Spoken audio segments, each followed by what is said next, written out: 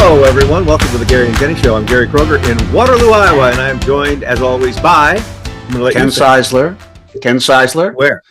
In Calabasas, California. In Calabasas, California. Calabasas. How are you? Just okay.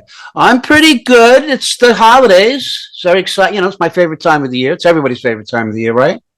Yeah, it's everybody's favorite time of the year for the most part, although the suicide rates go up. I mean, not to cast a pall onto your Wow, you just put a downer. We went in this. I know I did, didn't I? But 15 seconds. But it's true. We have, I hate to use the overused word privilege, but we have the privilege to celebrate. You know, I work with a lot of homeless people. You know, we put in a new warming center here in Waterloo because we actually have a sizable homeless population.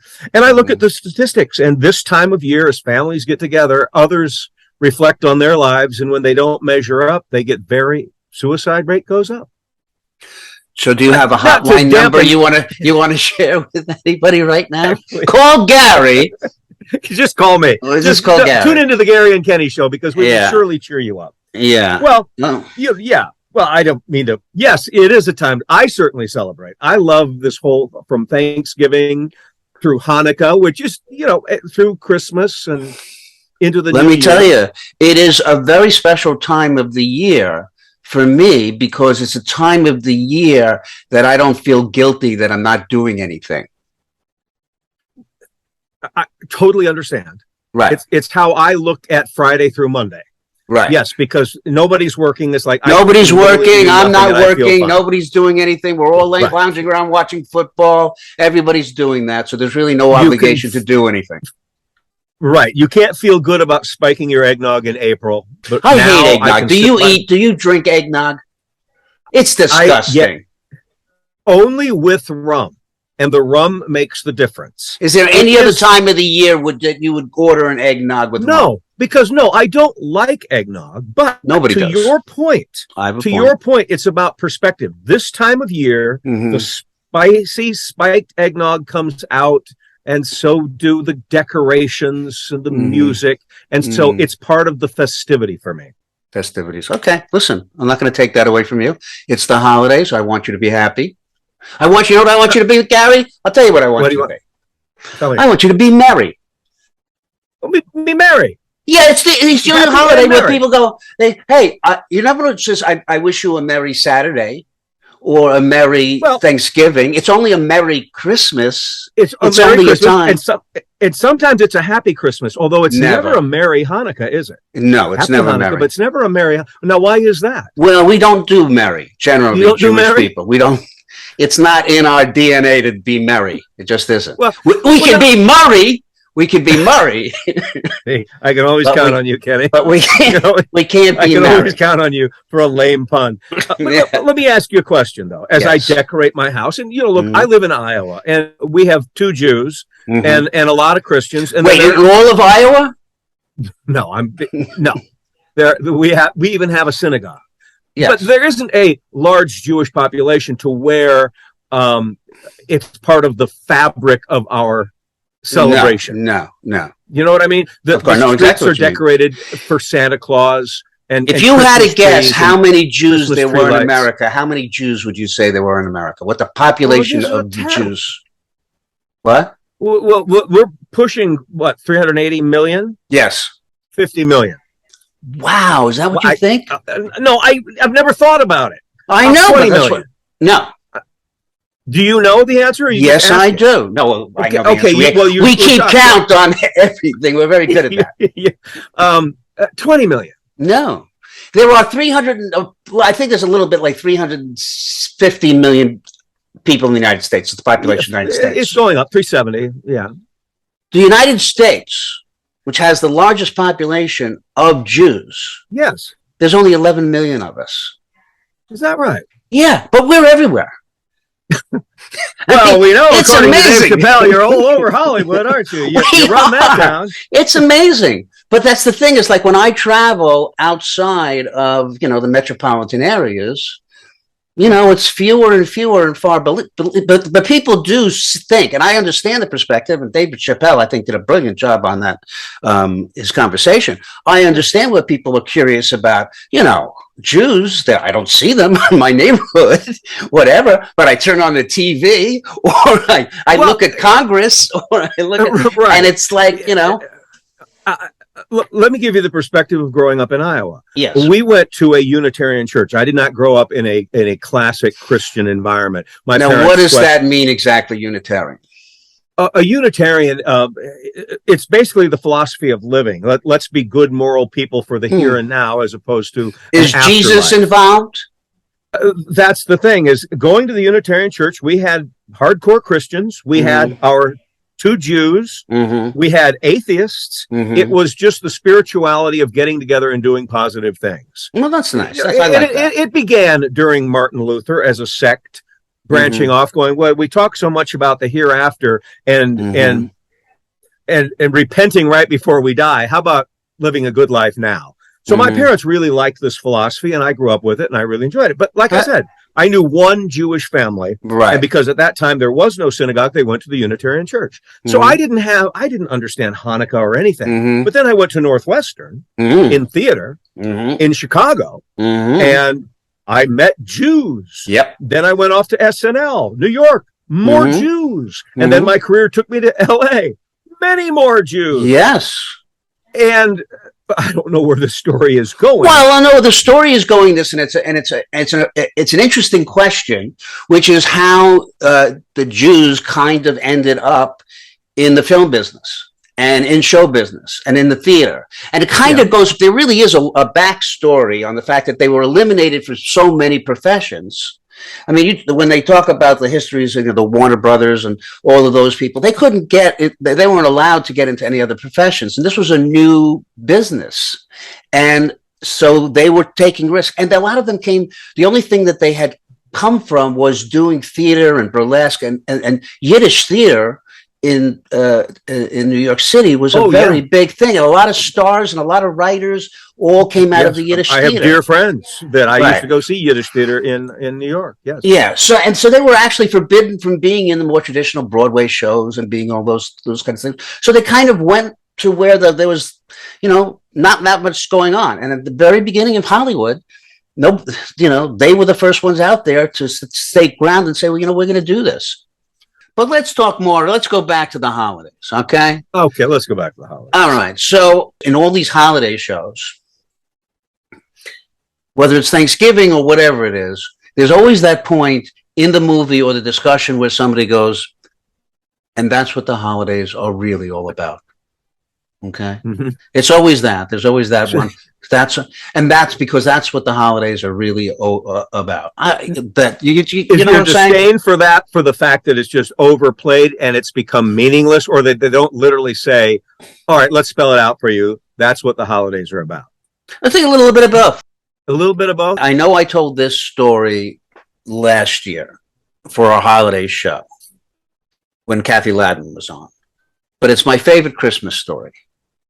Okay. And I'm thinking if I tell it, I can tell it now, because if you tell it every Christmas, it becomes a tradition, right? Exactly. I'm not repeating myself. Tradition. It's just a tradition that I tell this story. That's lovely. Okay. Make it a tradition. When I was 5 years old, I went to kindergarten. I think that was the age for most people to go to kindergarten. And in my kindergarten, people would line up outside for their particular classes. But before you lined up, everybody was just running around, fighting or whatever, and getting into things. And about the holidays, everybody was arguing, because that 5-year-old thing, it was like whether or not Santa Claus was a real person or not a real person. Okay. Was Santa real or not? And I was very conflicted. You were conflicted. I was very conflicted. I really wasn't sure which side. So finally, and I, being Jewish and being very aware in those things, I mean, one of the first things you see when you're a young Jewish kid, the war had only been from that time, is 1960. So the war had only been over like 15 years. It's amazing to think about it.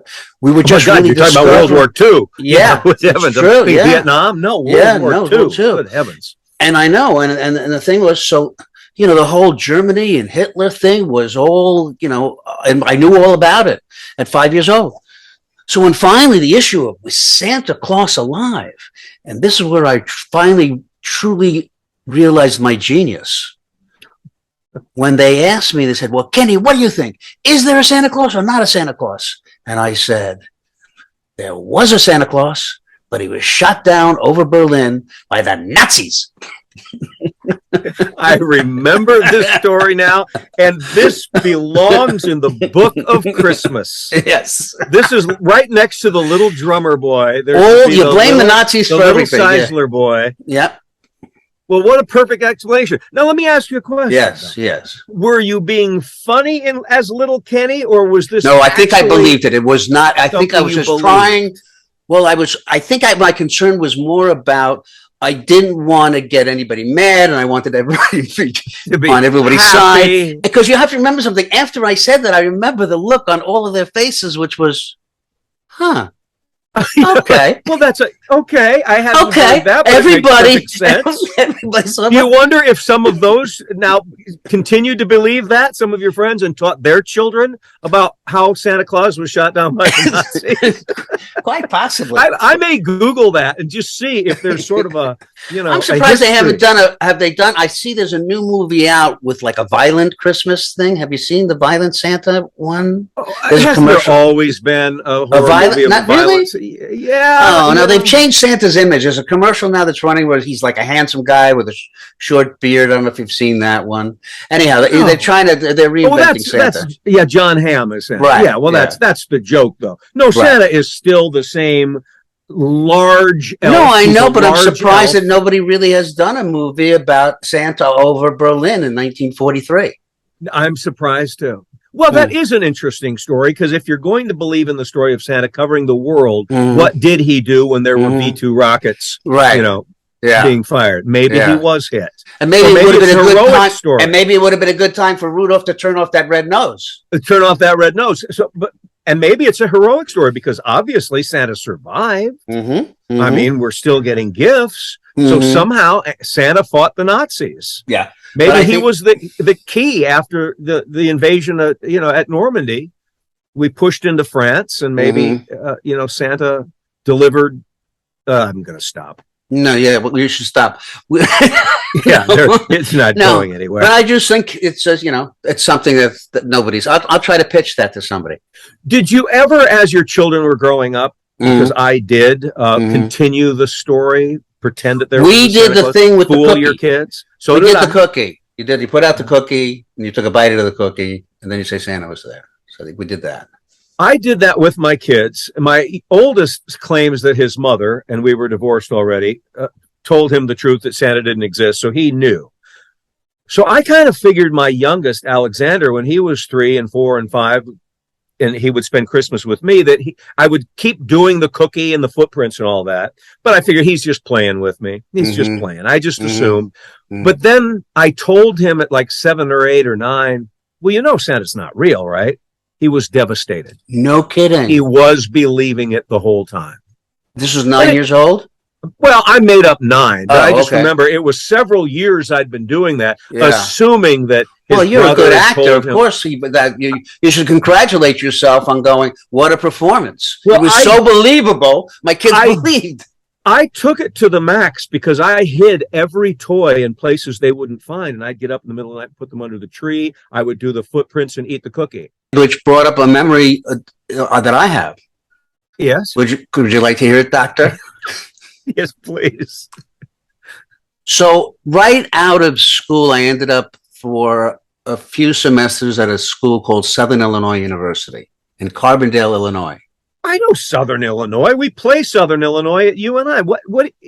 I didn't know this about you. This is obviously, it was a repressed memory that just You went to Southern Illinois? That's correct. Now, I'm a Jew from New York, okay? Yeah.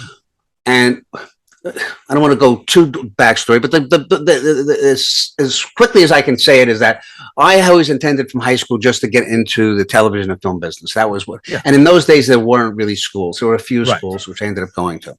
Anyhow, so I went into, and with any connections, I tried to get jobs in the business. I went to NBC, I knocked on their doors. I couldn't get a job. But now, at this point, it was the end of the summer, and all my friends now are going off to college, and this was now it's in September, and I got a job at this weird place, and I said, you know, fuck it, I'm not getting a job. I better just go away to college. Southern Illinois University had a very, very, very late admissions. How did you find them, though? You just doesn't seem like that. This was on a list from my guidance counselor because Southern Illinois University had just built a communication center, and they were advertising it to all the guidance counselors around, and that was the draw, that they had built a television studio at Carbondale and this communication. So the guidance counselor recommended it to me. Okay. Anyhow,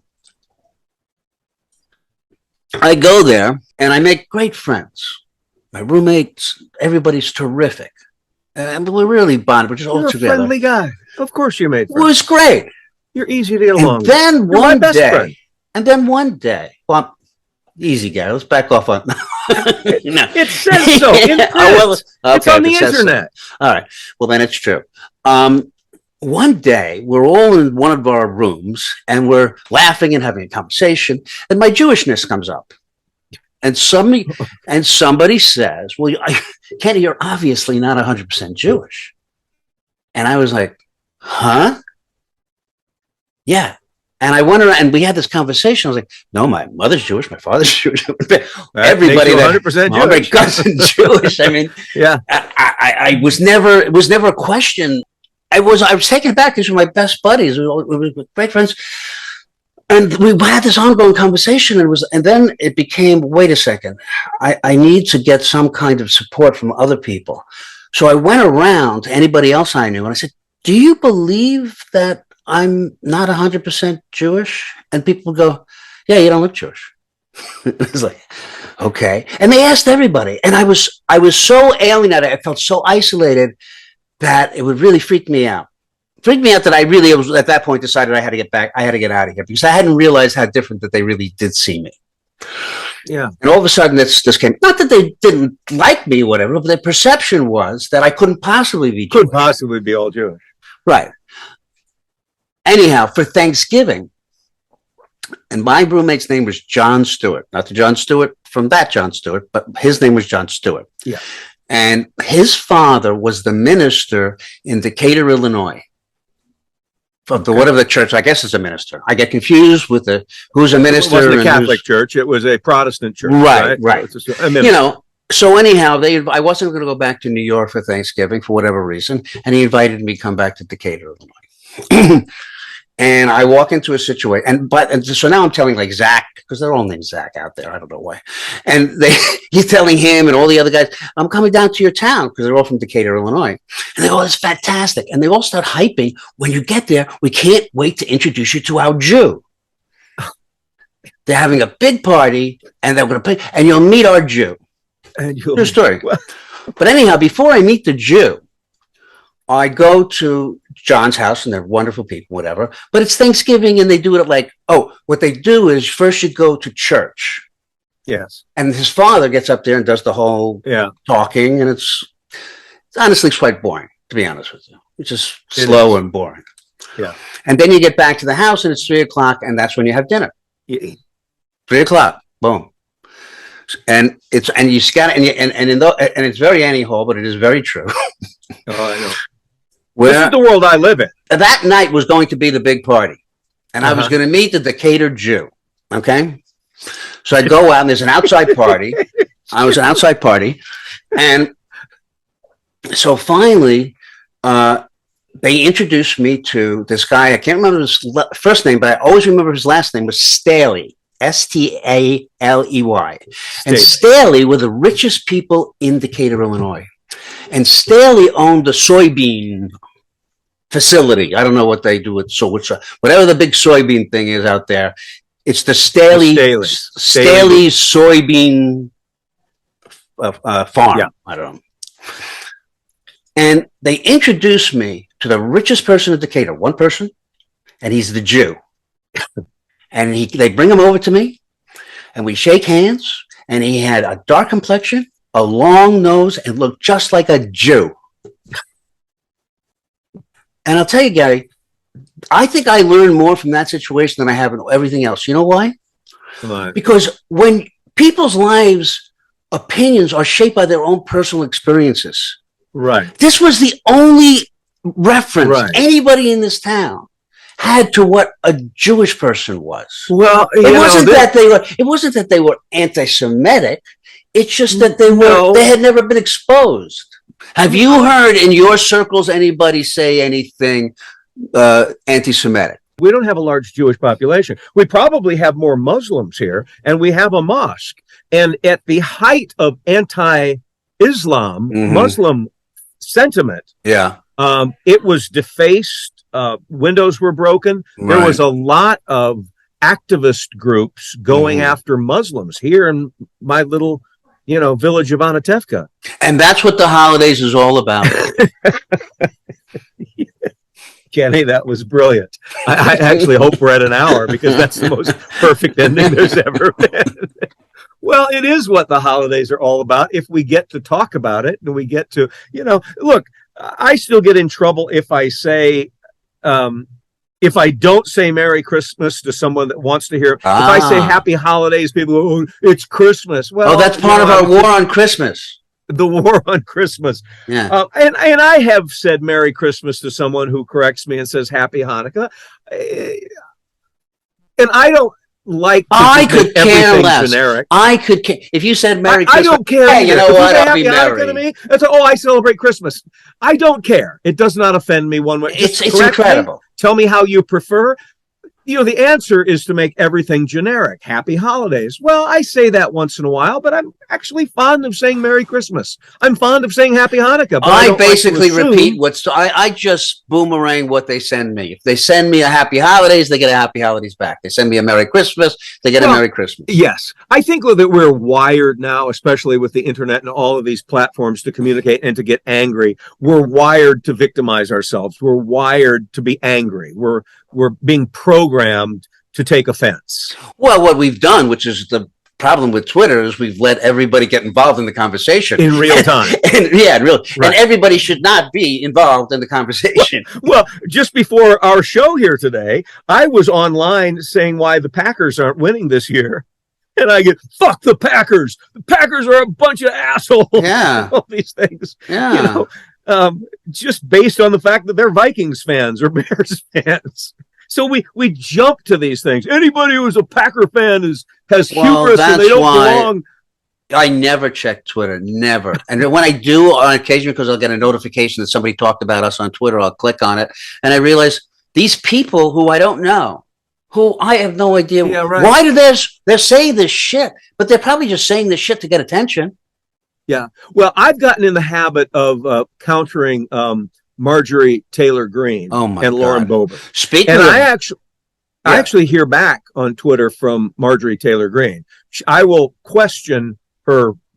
Well, you don't think she's literally? No, she probably isn't. Right. But I will, challenge her research. And I've asked questions like, why do you choose to make politics like a high school, wrestling match? Why don't you take leadership seriously and look for solutions? And I got a response back that, well, I do. And this is big, but you're right. It's probably not from her, but every once in a while I get an engagement with somebody. I'd like to think that someone in her camp says, oh, that guy from Iowa, he's trouble. That would make me so happy. Now, here's the problem I have is these candidates I really have a problem with the 200,000 people that vote for them. Yeah. Marjorie Taylor Greene wrote, and going back to Judaism, wrote that the California fires were created by a laser. Jewish lasers. A wealthy Jewish family. The Rothschild. Yeah, she got that from QAnon. Yeah. So the fact is that people are voting for someone that believes that the Jews have a space laser. If only. If only. That'd be awesome. Pointed at Mar-a-Lago. It's just phenomenal. Use that laser. That anybody can be that stupid. Can vote for that. That vulnerable. Yes. Yeah, that's right. I've always said a Trump is going to come along. That's a granted. That's a given. They come along in history. It's the 40 million people who voted for him that are the problem. Yeah, I think it's more revenge politics. They're not voting for him. They just hate us. They hate us. Well, that has a lot to do with it. It's like in the Georgia runoff between Warnock and Herschel Walker. Yeah, is Republicans saying we know that Herschel's not a a sharp tool, but we just want someone to vote the right way, to vote against to codify. Well, before we get into politics, let's try to stick with the holiday. So I want to know. So Christmas morning, you come you're coming down in your pajamas. Are there anybody over the house? The kids going to be around the house? Well, I get the kids. I've always gotten my kids are grown up now, so they can do whatever they want. But they always go to their mother's for Thanksgiving, because that's when she brings in her family. So I have them for Christmas. Okay, and so but they'll sleep over the night before. Yeah, they come over Christmas Eve. We drink eggnog. Oh no, my goodness! Sing songs, have a nice time. You know what? We should do a show. Holidays with the Krogers. We'll have all of you guys drinking. I'll be over here. That'd be a great idea. We're doing the show with the holiday party in the back. Let's do that. Well, just have Christmas. So in the old days, they would spend the night, and I'd get up. And they're all, the youngest is 17, so they're not coming down the stairs early for Santa Claus. In fact, I'm yelling up the stairs at 10:30, 11 o'clock, saying, "Come on, it's Christmas!" All right, yeah. But we'll sit around and exchange gifts. It's very simple, like a gift apiece. Now. What music will you be playing? I play Bing Crosby Christmas music, and I always have. Bing Crosby Christmas. And spike the eggnog, and then I make a roast beast and a big Christmas dinner with my wife, and there's usually 10 or more of us at the table. That sounds wonderful. I don't know. It's my favorite moment of the year. Yeah, Christmas dinner. Yeah. It's true. It is true. And you know what? Would we have Christmas if the Jews didn't kill Christ? I mean, think about it. Would he have been such a big deal? I mean, you think about this. The retailers, the money they make on Christmas. Of course. The fourth quarter, they live off of Christmas. And you know what? A lot of that stuff came from the fact that the Jews killed him. Well, yeah, they martyred him, So we get your, hey, Kenny, thanks for Christmas. Well, they should thank us for Christmas. Well, of course we should. And Christ was Jewish. So, of course we should thank you for Christmas. Jeez, he was one of ours, huh? But some will say that's the root. But he must have. How was he one of ours? Anti-Semitism is over that. Yeah, that it and created the ripple. I think and then what happened? That the church forgave us. They didn't forgive us. Yeah. They said, "Oh, we were innocent." It wasn't the Jews; it was the Romans. It was the Romans, right? And there's no Romans around anymore, are there? No. So we can blame the Romans. No one they're going to listen to unless it's a recipe. Yeah, fuck the Romans. Exactly. Romans. Yeah, fuck the Romans. That. They're not around anymore. All right, so you want to wish everybody a very merry Christmas. No, a very merry Hanukkah, Christmas. Yes. And we'll be back before New Year's. Are you going to do a resolution? No, not anymore. I don't do them anymore. Yeah. Because they're pointless. Well, I'm going to count my calories. Yeah, until February 14th. Ain't that the truth? Fuck the Romans. Fuck that too. Fuck that shit. Yeah. Romans and resolutions. Resolutions. No, well, thanks for watching. Happy holidays. I can't say anything else right now. I don't know who's watching. Merry Christmas. Happy Hanukkah. Happy Kwanzaa. I think you're covered. I think happy if just living if you don't follow any of those faiths. And but here's the thing, now you have to do it for all the people of the different genders. So would you start with the non-binaries? Start with the non-binary. Opened up a whole new can of worms. Because then you have the theys. We wish you a happy. We wish all of you a happy. The whole thing. All 42 of you. That's for another show, Kenneth. That's for another show. Okay. We can go down that path if we wish. Yeah. Meanwhile, I just want to make sure everybody's included. To all of you, be safe, be healthy. We wish you happiness and peace. No matter your faith or your non-faith, be a good person. Be generous. Take care of those who are less fortunate. Be wise, and don't fucking vote for Trump. Yeah, and don't forget to like us. And don't forget to like us on YouTube. And we're on all the popular podcast platforms. Yeah. So until next time, Kenneth? I bid you adieu. Adieu. Thank you. Bye-bye.